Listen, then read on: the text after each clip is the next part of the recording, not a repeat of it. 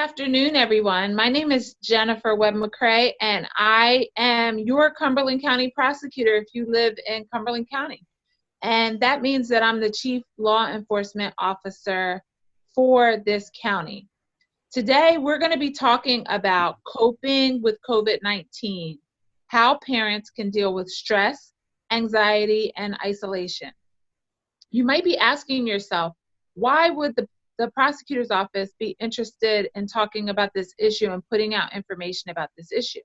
Well, we have a policy prevention board called the Cumberland County Positive Youth Development Coalition, and we work on issues that affect children. And why that's important is we know when we don't deal with stress, anxiety, some of the dysfunction that goes on in families, sometimes kids get involved with juvenile justice issues, and we do everything in our power to prevent that. In addition to that, we have families that are dealing with children who have been the victims of crimes. Sometimes that's sexual abuse, and sometimes that's child abuse.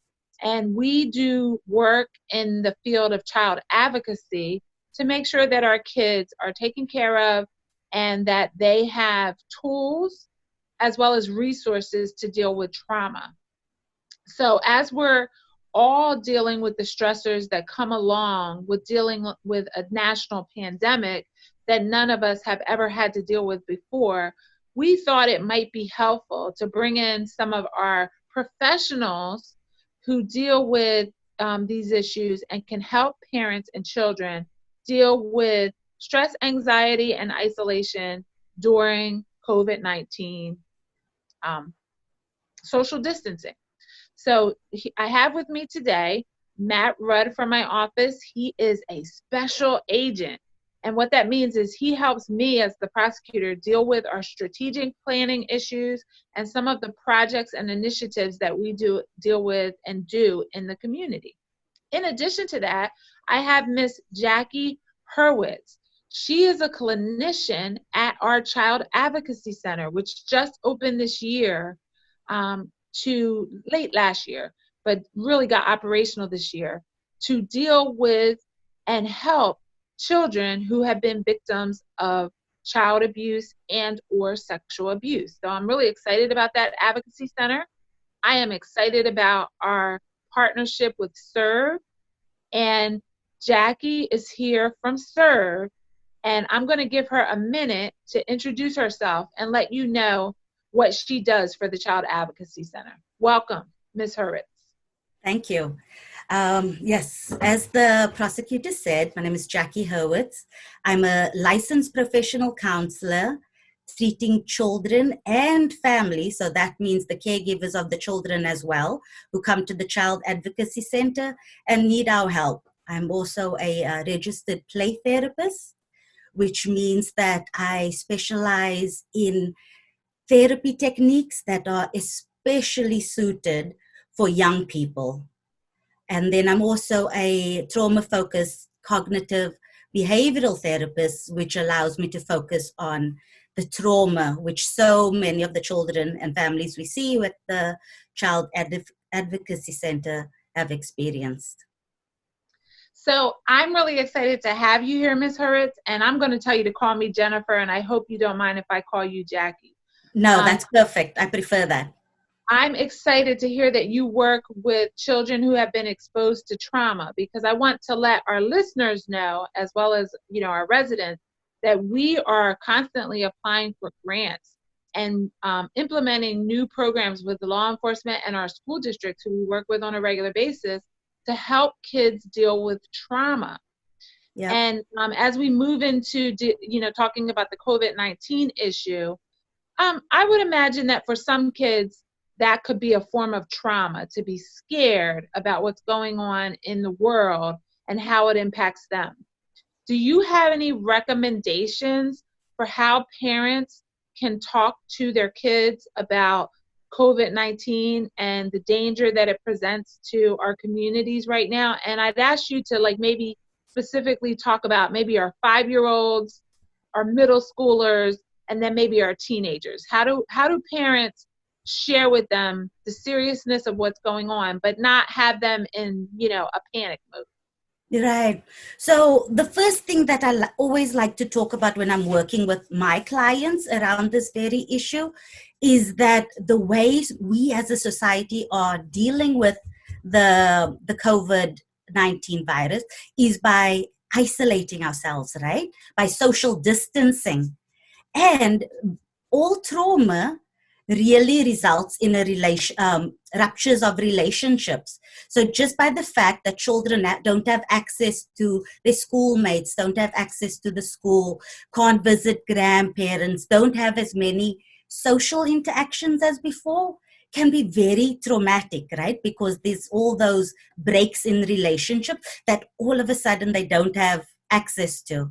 So the main thing that parents can do is to really work on their relationship. So all this time that they have at home with the children, the focus should be on the relationship. Because sometimes we spend so much time talking about getting the schoolwork done, making sure that we don't lose time for school, or that parents have to still do their work stuff, right? So the first thing is to sort of make it okay that we can't be as productive as we usually are, because this is a very difficult situation. And I think we need to focus on the relationships and coming together. So having said that, we still get a lot of questions about how do you talk to children about this. Mm-hmm. So the things you are going to say to a 5-year-old are going to be very different to the things you're going to say to a teenager. First of all, the older children are going to have access to more information because they're going to have more access to the internet and probably more access to their friends talking about it. So they are going to need more information. And that's okay, because I think parents are going to know when they talk to their teenagers what's too much and what's too little, right? So the biggest point in this is not to keep secrets, because sometimes parents say, I don't know what to say, I'm scared myself. How am I going to talk to my child about this? So the biggest barrier is going to be to acknowledge that, right? I'm scared too, right? I'm scared too. But this is what I know, and these are the things that we don't know, and that is what causes the fear. So while you have to acknowledge that with the older kids, and then also say, but during the time, this is what we are going to do as a family. We are going to support each other. I'm going to be here for you, right? We are going to get through this together. So one of the things that therapists sometimes talk about is the parent needs to be bigger, wiser, stronger, kinder. So we need to be that for the children, for our children in this situation, so that they can look to us as a model for how to deal with the situation. So having said that about the older children, if we're talking about elementary school and middle school children, we still need to talk to them about it, right? Maybe not in as much detail. And I think, again, sometimes parents need to tune into taking the lead from children. So maybe with the younger kids, you may say, there's an illness going around and we just can't be at school right now, right? So it may be as simple as that. And if they ask more questions, you answer the questions as openly and honestly as you can. Not as much detail, but just enough, right? Because the younger children they're not gonna need as much. Right. But again, you're always gonna end with, but we are here together, and focus on the relationship. Right. Focus on the togetherness and getting through it together as a family. Yeah, I like that modeling aspect that you mentioned, right? Because so much of children, their cues are coming from us as adults, right? So the ways that we react are going to be how they also react, or they learn to react. Yes. But I wondered too, what about certain behaviors that we're observing in our children? For the pandemic to be out there, obviously that's a concern for the social world that's outside of us. But for that then to touch our kids in a way that kind of makes us even more anxious, what are behaviors that we should be watching for that might need additional attention, or behaviors that we should be concerned about in this time of stress and anxiety? Oh, so you want to know at what point do you reach out for help? Great. Yeah. Is that the Yep. question? Mm-hmm. Because I think we are going to see behaviors, right? We are going to see changes because sometimes kids are not going to articulate what's going on. They're not going to say, I'm scared, I'm anxious. What we're going to see is more meltdowns, a little bit more agitation, more fights between siblings, arguments over who's using the tablet now, or things like that. So I think that it's tough to say well, if this is the behavior, then you need to call. I think parents know their children. Parents also know sometimes what they can handle and when they need a little bit of help. So the difficulty is in being at home and isolated from your friends and extended family that ordinarily would have supported you, right? So, and then not reaching out. So the first thing is reaching out to your extended family and friends and talking to them. So we may need to do this over technology versus having the face-to-face time, but I think we still need to make the effort to do that, because I think that will eliminate or alleviate a lot of the anxiety and added tension and feeling of isolation that parents may feel. And sometimes, like, we're focusing, yes, on the children, but if parents feel supported and they are getting that reassurance from family members and friends, and then that increases their capacity to deal with children who need them more, or maybe more needy in this time. But having said that, there are lots of resources available. And I think that we gave you a list, but we can always work on refining that list and making that available to the public. But there are always, like Center for Family Services has an access phone number that people can call. And we have numerous programs that provide different types of support depending what families need. There's also Perform Care that families can always reach out to. That's also a number, a 1-800 number or a free number. And there's also online that they can reach out. And they also have access to all sorts of programs which are still available to families. So even though we are on lockdown, or whatever the official term is, there's still lots of services out there. There are still lots of professionals, counselors, advocates that are available to families. Yes. So what we're going to be doing, Jackie, is once we get this video up on our Facebook page and our YouTube page, we're going to be putting the resources that you provided to us and some of those other resources that you've mentioned on in the comments, so that people can access them. So, like, one thing that you mentioned is relationships and making sure that, everyone in the household has support, right? And I really liked when you said that parents, making sure that they keep those connections can help them cope with, whether it's a stress or not, it's a change to our routine, right? Yes. And I kind of wanted to know how important creating structure is for kids when their routine changes so drastically, so quick. How important is it for parents to think about, how can I create a structure where we're homeschooling, where we're getting some out-time playtime, things of that nature? What does that do for children? I think that gives comfort, right? Because children are used to Monday through Friday. I get up, I go to school. After school, we do this. I have dinner with the family. There's the structure. So it can very easily devolve into a free-for-all all the time, right? Which in many ways is understandable because we're all stressed and it's a big change.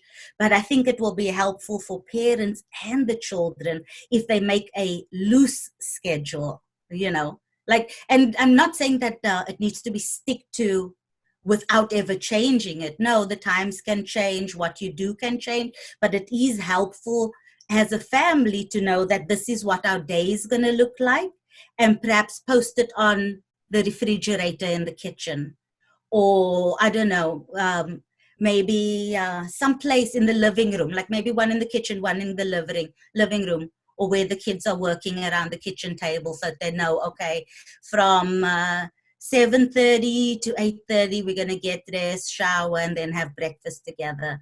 Then 8:30 to 10:30, we're going to do some schoolwork. You know, then we're going to have lunch, and then we're going to go for a walk together.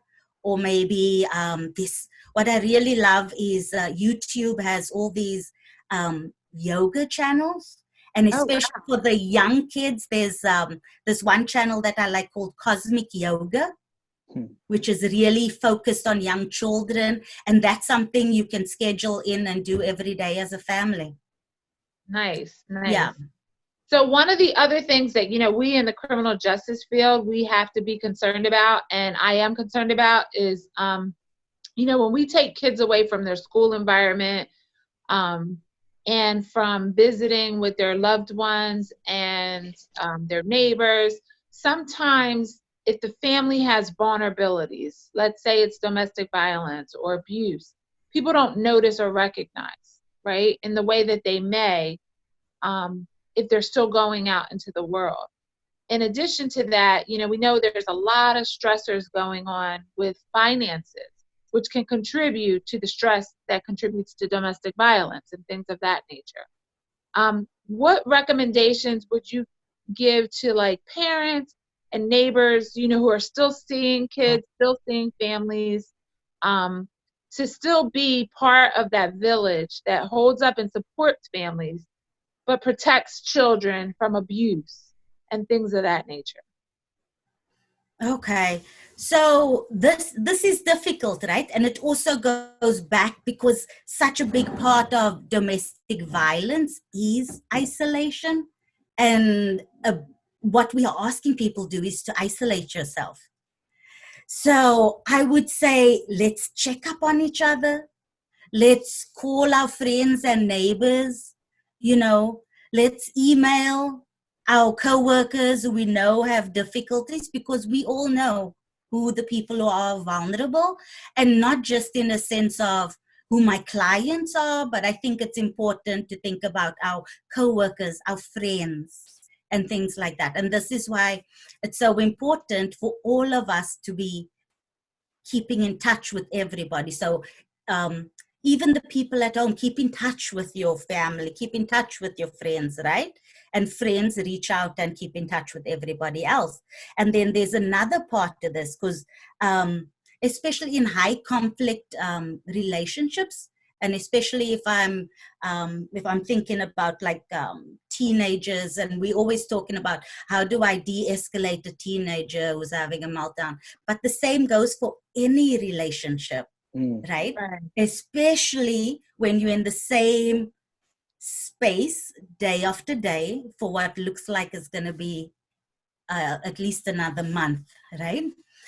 So what that means is developing a safety plan, or a plan on how to deal with conflict.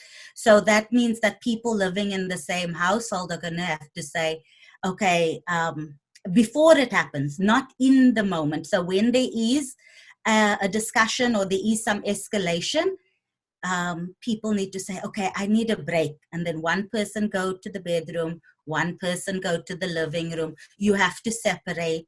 You have to wait 20 minutes, an hour, whatever you've decided ahead of time, before you come back and discuss the situation. And I think this is especially important when we're thinking about our children, right? Because very often when a child is acting out, a parent wants to deal with it in the moment. Mm-hmm. Right. But it's better to create a plan where let's separate and get back to this in 20 minutes. Okay, we both need to take a time out. Right. Yeah. So it's not just about the child taking the time out, right? It's Right. also about the parent taking a time out, because you don't want to react out of a place of agitation or when you are dysregulated. Yeah. So I want to just interject a little bit here. Yeah. This is why it's so good that we like work outside of our silos, right? And that we work across disciplines to solve problems, because we will put some information about resources that are available. If you're feeling vulnerable and, you feel like harm is coming your way, from SERV, there's a 1-800 number, 1-866-295-SERV, which is 295-7378. We'll put that in our comments when we post this. But I also want our public to know that that law enforcement has not stopped. They are out there. They are still working. They are still ready and available to, if you have an emergency, we want you to call 911 because they Yeah. will be there. Obviously, a safety plan is always a good thing to have. And if you can remove yourself from a situation that's about to get violent, we want that. But law enforcement is still on the job. They still are ready to respond. And us at the prosecutor's office, we are especially attuned right now to our cases where there is violence in the home, or between roommates, between paramours, between husband and wife, to make sure that we're reaching out to victims to make sure everything is okay and secure before we put people back into a situation that might be dangerous.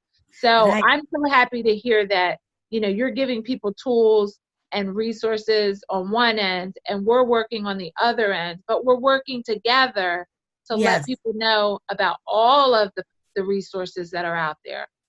And And SERV also still has their advocates available, right? Yes. So if somebody calls 911 or there's an assault, they still have the advocates available. We don't have the volunteers working right now, but our employees are doing that, serving that function.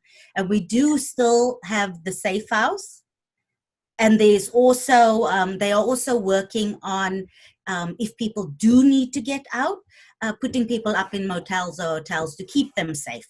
Right. And I also want our listeners to know that the courts, although the courthouses are closed to the public, they are still issuing temporary restraining orders and final restraining orders, and court is still going on. And our advocates here at the prosecutor's office still have to respond to them, and they are doing that. So we have that as a, nobody has to suffer in despair thinking, oh, everything's closed down. We don't have the resources. Those things are still available, and we are here to help you. And I really like too, Jackie, what you said about even though we're socially distant, we can find creative ways to be socially connected. And that prevention aspect of somebody might not even have the awareness that they're vulnerable in their situation, right? Or have the kind of the margin to think, okay, let's create a safety plan. But for those of us who, in your encouragement, who are in this position of check on your friends, check on your neighbors, check on your family members. If you're concerned about their vulnerability, find a way to appropriately say, is everything going on okay? Is there anything that we need to talk about, that we can support you with? And, finding ways to be socially connected is going to be a really big factor in someone being able to get the help that they need, because often they need help getting help. Yes. Yeah. Absolutely. So I know that, my mom and dad they're in their 70s, and my dad's on dialysis. So I'm social distancing myself from him because he's compromised, right? But there are many tools out there. We have Facebook Messenger where you can call and just hit the video, and then you can eyeball your parents. We're using Zoom right now, which you can have a free account, and they're doing some stuff to make it available to more people. People can FaceTime. I'm an Android person, and I'm doing Duo with my stepdaughter and my grandbabies. And I just encourage all of our grandparents out there. Eyeball your kids. Eyeball your grandchildren. Eyeball your parents, because everybody needs a little help during this time. And I do want to follow up with a question. How can we empower our kids to help? Like, I feel good when I do something to help somebody else, and I keep posting I can with Yes. CAN for, we're Americans and we can help. Mm-hmm. And I think kids really enjoy it when we bring them into that process where they feel like they're helping someone. Yeah. Do you have any suggestions on how we can, we can empower kids to be our, our helpers and helping each other? Okay. Are you talking about within the household or beyond Within the the household? household, without any ideas that you might have within the household or outside the household. Right. So one of the things that I do tell my clients, especially for the younger kids, is that sometimes we focus so much on the schoolwork, but this is such a great opportunity to have the children help with the cooking, help with the cleaning, help with figuring out how to do their own laundry. And that is so empowering for children to feel that they're a part of the family and the family is functioning as a team and not that siloed. And and so, and in terms of for the children to reach out outside of the household, right, using these technology things like Hangouts, Duos, FaceTime, and all those things, you could have multiple family households, or something that my family is doing. We all get on one of these video platforms and we play games. Neat. From separate households. Right. Yeah. I've also heard of examples of like my kids drawing pictures and mailing them, right? Or making front signs to spread cheer for people who are walking around the neighborhood. We actually started building, they wanted to build a cookie stand. So we had bamboo stalks. So we were just being creative, just finding things outside to do. How do we build and how do I help them learn how to use a tool and saw? And I love that your point is this is a time of opportunity. Sure, we've slowed down on productivity and stuff looks so different in our routines, but it's also an opportunity to change our focus and use that for something that we don't normally give time to. Right, because sometimes we are so busy and there's so many things that we always say, I wish I could do this, I wish I could do that. And so I got a message over there. Sorry, I got distracted. Yeah, but this is an opportunity, right? Like so many of us have skills like knitting or sewing, and I know maybe that's just showing my age, but to teach those things to the younger generation, or there's a parent who's a painter. I know my brother-in-law is working with my nephew on some woodwork, like you said. And so doing these things and having this time together is sort of a gift in many ways. Absolutely. It's kind of getting us back to basics, right? Yeah. Yeah. So in wrapping up a little bit, I want to let everyone know that we're going to be giving you in our comments when we post this some information from the Department of Children and Families. And I want to give a shout out to Department of Children and Families because our Child Advocacy Center was funded from a grant that comes from the Department of Human Services and DC P&P. So that is how we help serve children who have been the victims of some, abuse and deal with the trauma so that we can build strong young men and women. So I'm giving a shout out to them. But I also want our listeners to know that New Jersey has a child abuse hotline, and that number is 1-877-NJ-ABUSE, which is NJ Abuse. And they also have an Office of Advocacy, which is 1-877-543-7864. And I'm assuming that's a place where people can call and get some help. And you can go to their website to get a lot of this information. And we'll make sure we post that.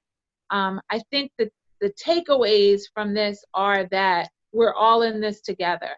And we just proved that somebody on the back end of the system, the professionals in criminal justice, and somebody that I want to lift up and be on the front end of the system to empower people to get the mental health services they need, to get the trauma-informed care that they need, can work together to help communities. So, Jackie, I thank you for being here with us today. I appreciate you. I'm so happy to be affiliated with SERV and have you working to help our children. And my commitment to you and to SERV is that we're going to figure out more ways that we can work together and more ways that we can serve, our communities to make sure that the whole child is healthy and happy and, those good citizens of the future. So Yes. Thank you for being with us. No, thank you for having me. Thank you. Thank you so much. Okay. Okay. So thank you. And we'll say goodbye for today, but I love talking with you and I hope that we can have you on again to maybe deal with some of our other issues. Yeah, this was fun. Thank you. Okay. Very good. Bye. Till next time. Bye-bye. Till next time.